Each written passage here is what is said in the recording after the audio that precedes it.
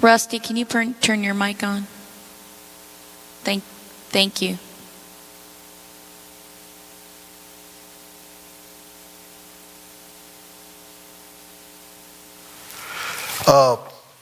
Service at 6 and a meal at 7, covered dish meal at 7. That's at Fellowship Baptist Church next Sunday evening. I just got the letter today, but y'all remember that there's going to be a good many churches involved from what it says. So I think it'll be good for us to do that. That's next Sunday night. So we won't be here, we'll be there. If y'all want to come. And take a covered dish. And take a covered dish. With food, yeah. Yeah. Food in it and a cover on it. All right. Now we're getting not too far from the end of this about David. He's got a few other things going on. And this chapter 23 of 2 Samuel, it talks about the last words of David. So I guess this means I don't know if he's talking about these are the last words of the last song he wrote or what. But anyhow, it says now these are the last words of David. And it says, the oracle of David, the son of Jesse, the oracle of the man who was raised on high, the anointed of the God of Jacob, the sweet psalmist of Israel. And we all know David was raised up from a lowly shepherd. He was the youngest son of Jesse, and nobody paid much account to him, as he was a shepherd. God raised him up and made him the king of Israel, but he was also the sweet psalmist. He was a songwriter, he was a warrior, he was a king.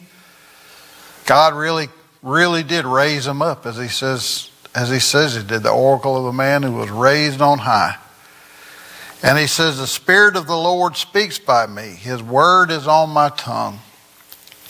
The God of Israel has spoken. The Rock of Israel has said to me, when one rules justly over men, ruling in the fear of God, he dawns on them like the morning light, like the sun shining forth on a cloudless morning, like rain that makes grass to sprout from the earth. Y'all think he sounds like he's bragging here? The Spirit of the Lord speaks by me. His word is on my tongue. Sounds good to me. He's just telling it like it is. Yeah. He knows it. He doesn't feel like he has to, it's needless for him to, be self-effacing and say, oh. He knows what the Lord has done for him and where he's put him. He's confident of where he's at. And despite all the things he's done, and he's got more to come besides that, God has blessed him and lifted him up, and he's just acknowledging that. He knows his position. And verse 5, he says, for does not my house stand so with God? For he has made with me an everlasting covenant, ordered in all things and secure. And he has. He made with David's house an everlasting covenant. And through him would come the Messiah, Jesus Christ, through his descendants. For will he not cause to prosper all my help and my desire? Well, that's a man that's confident in God. Not so much himself, but he's confident in God. He says, but worthless men are all like thorns that are thrown away, for they cannot be taken with the hand.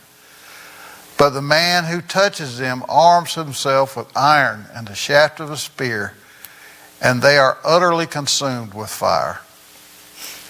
Yeah, that's a man right there that's confident in God, because he knows what God has said to him is going to come to pass. He's not going to go back on his promises, not ever. God doesn't do that. That's the same reason why I have confidence that Israel will stand, because of these same promises he made to the house of David. Yes. He made to the house of Israel, to the nation of Israel. Yes. And that's just the way it is. I mean, no matter who comes against them, And how bad it may look at the time, the nation's going to stand. There's always going to be a remnant. So he goes on to talk about David's mighty men right here. Samuel does. And it's some, these guys right here are something else, to say the least. But let's just, let's read about them. I tell you what, if you got a group of men like this around you, there ain't nothing you can't accomplish. But he said, these are the names of the mighty men whom David had. And I'm going to try to get through them. Y'all bear with me. Josheb, Basshebeth, a Talchemonite, he was the chief of the three. David had three mighty men that stayed with him. He had more than that, but the chief of the three were the ones, they were right there with him at all times. He wielded a spear against 800 whom he killed at one time. Now, that just goes to show you right there, God was with David. God was with his men. And as long as God was with them, they were going to conquer. They were going to win. And next to him among the three mighty men was Eleazar, the son of Dodo, son of Alahai. He was with David when they defied the Philistines who were gathered there for battle, and the men of Israel withdrew. He rose and struck down the Philistines until his hand was weary, and his hand clung to the sword. And the Lord brought about a great victory that day. The men returned after him only to strip the slain. See, he was fighting so hard with that sword, he couldn't loosen his grip on it. It had now got where it was just, it was stuck there. And next to him was Shammah, the son of Agi, the Heraite. The Philistines gathered together at Lehi, where there was a plot of ground full of lentils. And the men fled from the Philistines. And he took his stand in the midst of the plot and defended it and struck down the Philistines. And the Lord worked a great victory. And 3 of the 30 men went down and came about harvest time to David at the cave of Adullam, when a band of Philistines was encamped in the valley of Rephaim. David was then in a stronghold, and the garrison of the Philistines were then at Bethlehem. And David said longingly, "Oh, that someone would give me water to drink from the well of Bethlehem that is by the gate." Now David here, he was just talking about how good that would be. I don't think he intended for anybody to go get that. He was just thinking about how good that water was where he was at Bethlehem. Then the 3 mighty men broke out through the camp of the Philistines and drew water out of the well of Bethlehem that was at the gate and carried it and brought it to David. That was a mighty act right there, I'm going to tell you. Extremely dangerous. But they did it. But he would not drink of it. He poured it out to the Lord and said, "Far be it from me, O Lord, that I should do this. Shall I drink the blood of the men who went at the risk of their lives?" Therefore he would not drink it. These things the 3 mighty men did. Wow. Now he didn't do this as an insult to the men for what they done, because I promise you God honored those men for doing that. They risked their lives. And it was poured out to God. Now Abishai, the brother of Joab, the son of Zeruiah, was chief of the 30. Okay, you went from 3, now you got 30. And he wielded a spear against 300 men and killed them and won a name beside the 3. He was the most renowned of the 30 and became their commander, but he did not attain to the 3. But just keep in mind, these things that may seem like just too much, that God, the Spirit of the Lord was on these men. They were carrying through, I think, sort of like the Lord did Samson. They were doing things that average men could never do. Even people they make movies about, can't do that. 007 can't do that, or none of them guys are capable of doing some of the stuff they did right here. And that's right. And Benaiah, the son of Jehoiada, was a valiant man of Kabzeel, a doer of great deeds. So he had a whole encyclopedia of stuff he had done. He also went down and struck down a lion in a pit on a day when snow had fallen. So, they used to set these traps for people and animals, and you could fall in, and there you was. Well, there's a lion that went in that pit. And what did this guy do? Benaiah, he went down there and went down in the pit with the lion and killed it. And he struck down an Egyptian, a handsome man. The Egyptian had a spear in his hand, but Benaiah went down to him with a staff and snatched the spear out of the Egyptian's hand and killed him with his own spear. These things did Benaiah the son of Jehoiada, and won a name beside the 3 mighty men. He was renowned among the 30, but he did not attain to the 3. And David set him over his bodyguard. Asahel, the brother of Joab, was one of the 30. Elhanan, the son of Doda of Bethlehem. Shammah of Herod, Elika of Herod, Helez the Paltite, Ira the son of Ikesh of Tekoa, Abiezer of Anathoth, Mabunai the Hushathite, Zalman the Alhite, Maharai the Netophath, Heleb the son of Bana of Netophath, Ittai the son of Ribah of Gibeah of the people of Benjamin, Benaiah of Pirathon, Hiddai of the brooks of Gash, Abi Alban the Arbathite, Asmaveth of Bahurim, Eliba the Shalbanite, the sons of Jashan, Jonathan, Shammah the Harahite, Aham the son of Shehar the Harahite, Eliphalet the son of Abishai of Maacah, Eliam the son of Ahithophel the Gileonite, Hezro of Carmel, Perai the Arbite, Igal the son of Nathan of Zobah, Bani the Gadite, Zilach the Ammonite, Nahira of Beerus, the armor bearer of Joab, the son of Zariah, Ira the Ithrite, Gareb the Ithrite. Now, before we go any further, he's making sure all these men are named because God wanted to make sure these men were remembered. Don't test us We're going to have a pop quiz. Okay, Terry, I thought we weren't going to be speaking. Yeah.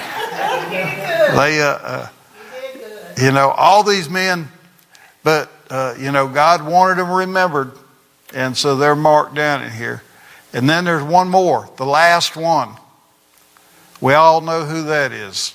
He was one of the 30, one of the 30 greatest warriors. Huh? That was termites. Yeah. Uriah the Hittite, 37 in all. Y'all know who Uriah was, right? He was the one that David had killed so he could take his wife, because he had got Uriah's wife pregnant. So Uriah wasn't forgotten either. He was one of the mighty men of valor of David, even though David had him murdered. It's a sad thing. But then verse 24, this is the last chapter in 2 Samuel.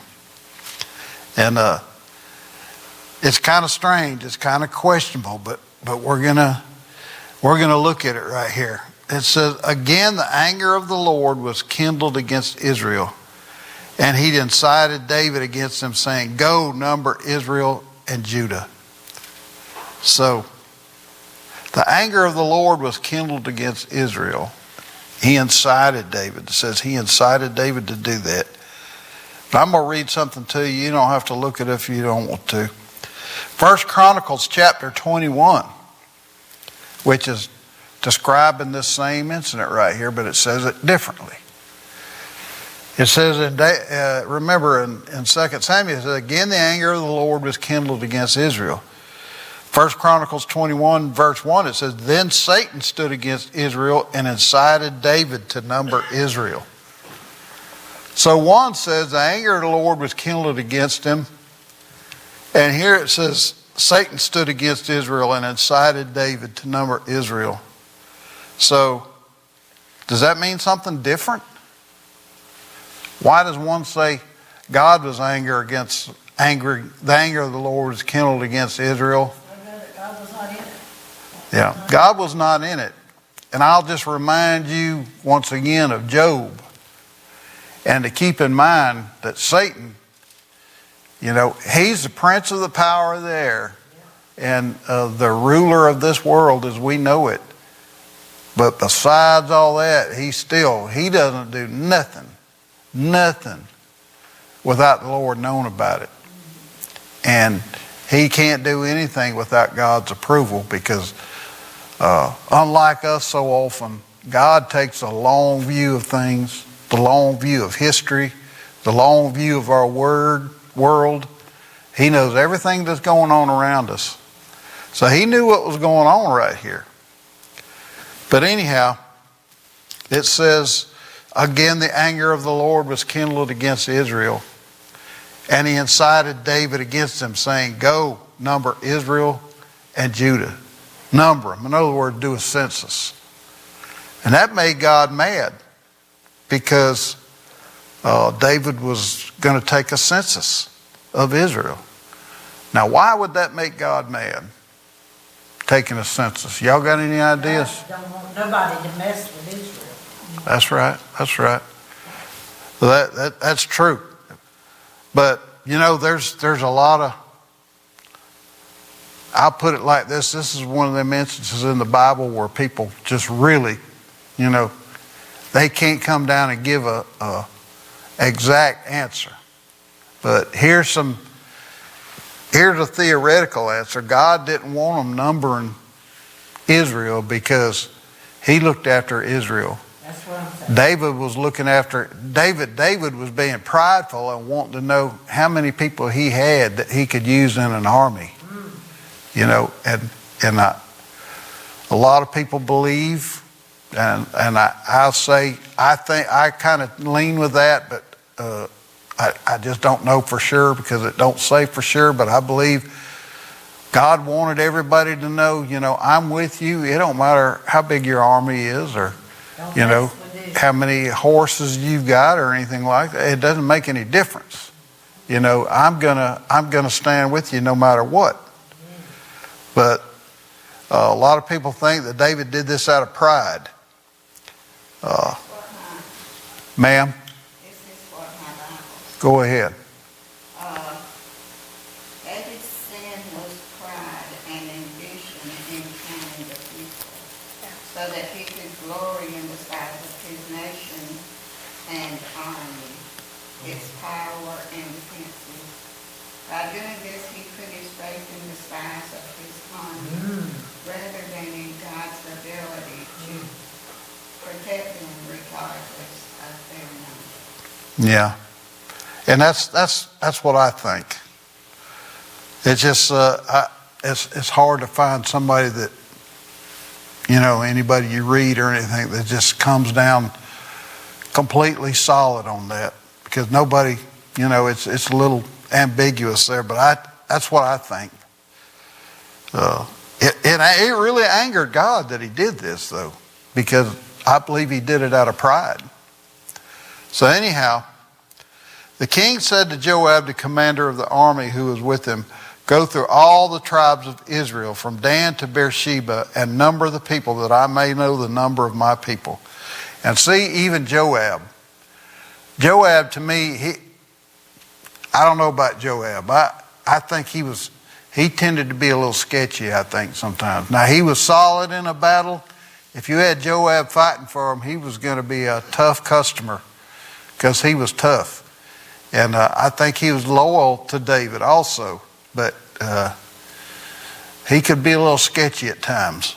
But even he, right here, he's telling the king, may the Lord your God add to the people 100 times as many as they are, while the eyes of my Lord the king see it. But why does my Lord the king delight in this thing?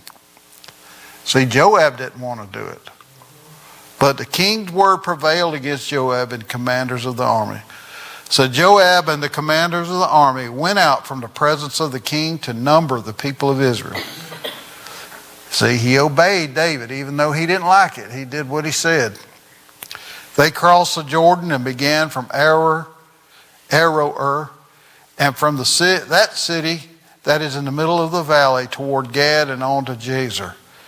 Then they went to Gilead and to Kadesh in the land of the Hittites, and they came to Dan, and from Dan they went around to Sidon, and they came to the fortress of Tyre, and to all the cities of the Hivites and Canaanites, and they went out to the Negeb of Judah at Beersheba. See, the fortress of Tyre, that was not even Israel. They had went out from Israel to number the Jewish people. So when they had gone through all the land, they came to Jerusalem at the end of 9 months and 20 days. That was a long, tough job right there. And Joab gave the sum of the numbering of the people to the king. In Israel there were 800,000 valiant men who drew the sword, and the men of Judah were 500,000. So he had numbered all the people he could count on to serve in his army. But then verse 10 it says, but David's heart struck him after he had numbered the people. His conscience got to him. The Lord worked on his heart. He knew it was wrong. David, you remember when he was with Bathsheba, he went a pretty good while there before it came to him, that he was wrong. And same thing here. He wanted it done, and that's all there is to it. But they got done with it, and the Lord started dealing with it. And David said to the Lord, I have sinned greatly in what I have done. See, that's the difference. Repentance in David compared to so many others. Back then and even now, people, they may say I done wrong, but they don't repent from their hearts, and they don't turn it over to God and say, Lord, I have sinned against you. But he says, I have sinned greatly in what I have done. But now, O Lord, please take away the iniquity of your servant, for I have done very foolishly. Have you ever told the Lord, I have done very foolishly, and admitted it? Yeah. I'll tell you, if you at some point in your life ever done that, I think maybe you got too much pride in your heart, because all of us at some point have done some very foolish things. I just believe we all have at some point. The Lord came to the prophet Gad, David's seer, saying, go and say to David, thus saith the Lord, 3 things I offer you. Choose one of them. So David was going to have to choose between 3 hard choices. And personally, I think he made the right choice. Thus says the Lord, 3 things I offer you. Choose one of them that I may do it to you. So basically, and I believe he's testing David here too to see, what is he going to choose? And so Gad came to David and told him and said to him, shall 3 years of famine come to you in your land? Or will you flee 3 months before your foes while they pursue you? Or shall there be 3 days pestilence in your land? Now consider and decide what answer I shall return to him who sent me. Was he going to have 3 years of famine? That was a long time right there. Watching people starve. 3 months before your foes while they pursue you? Well, David had already done this. He'd done it before Saul. He had to run from Saul, and he'd had to run from Absalom. He didn't want to do that again. He remembers that. And then David said to Gad, I am in great distress. Let us fall into the hand of the Lord, for his mercy is great. But let me not fall into the hand of man. So in other words, the pestilence, the plague, that's what he chose, because he knew the Lord was in charge of that. He wasn't being pursued by other men. He wouldn't have to watch people starve to death for 3 years. And so it said, so the Lord sent a pestilence on Israel from the morning until the appointed time. And there died of the people from Dan to Beersheba 70,000 men.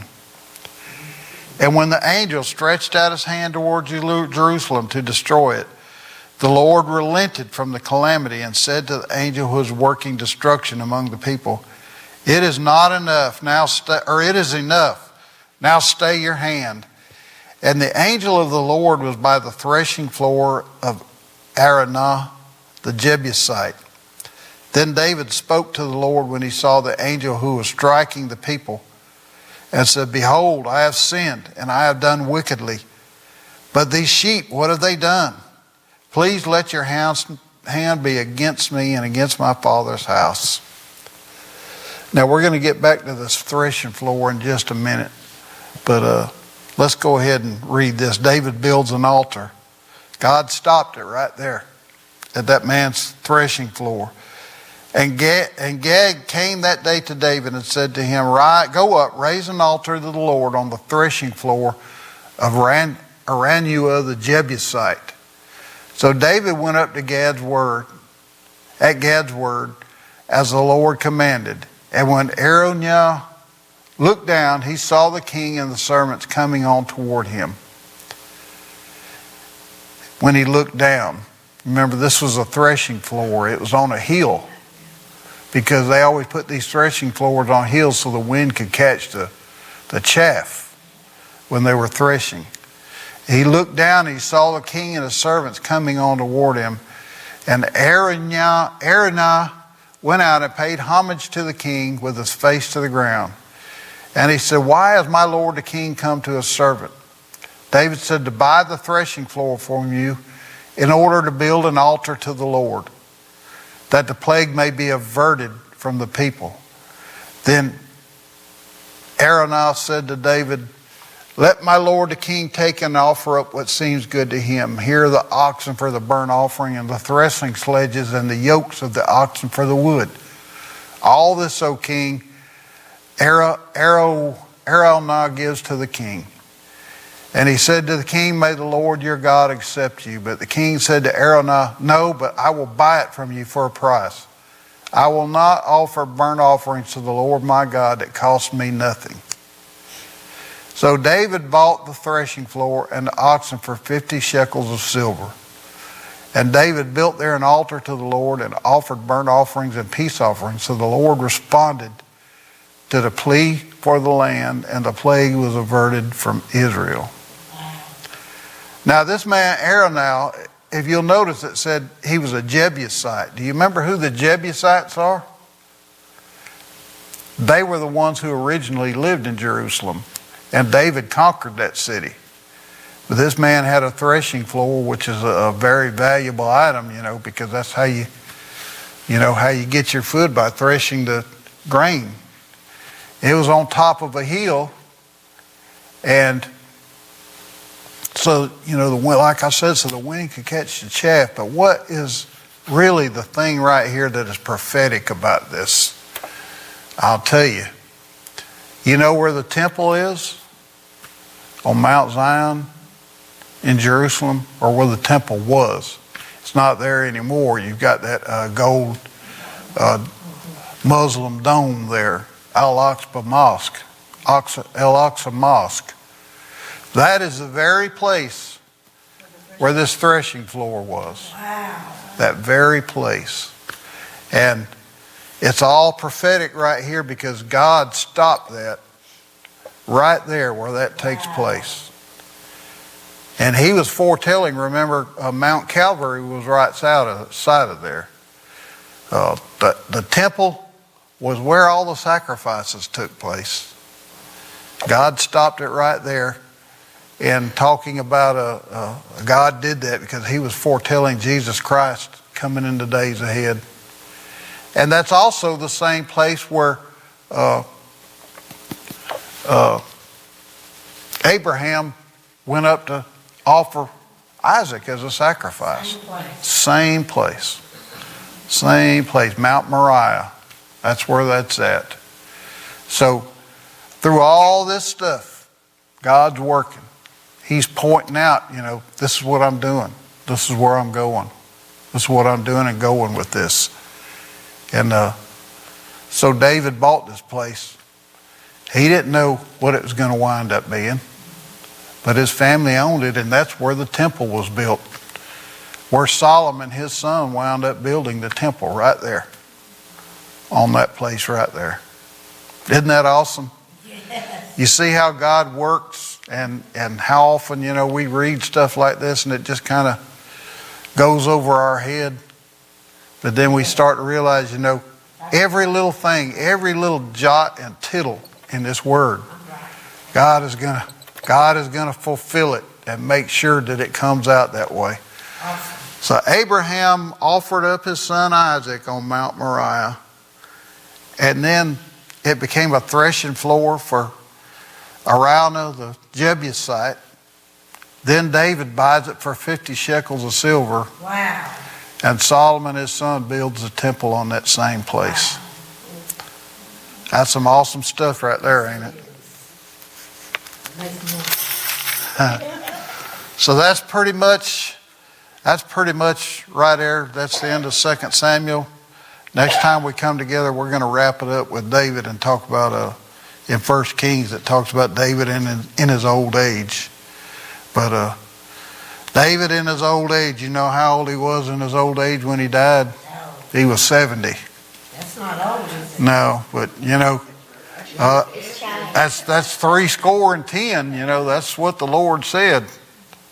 And he had done got so bad, he couldn't get warm no more. He stayed